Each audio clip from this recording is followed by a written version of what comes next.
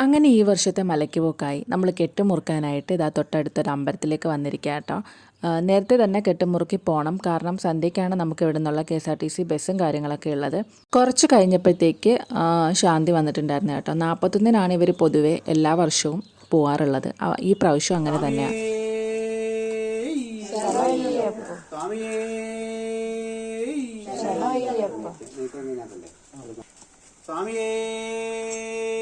ശരണയ്യപ്പോ സ്വാമിയേ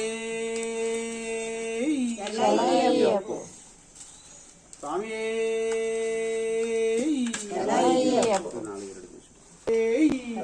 രക്ഷിക്കണേ പൊന്നു സ്വാമിയേ ശരണയ്യപ്പോ സ്വാമിയേ ശരണയ്യപ്പോ 18-ാം പടിയേ ശരണയ്യപ്പോ സ്വാമിയേ ശരണയ്യപ്പോ.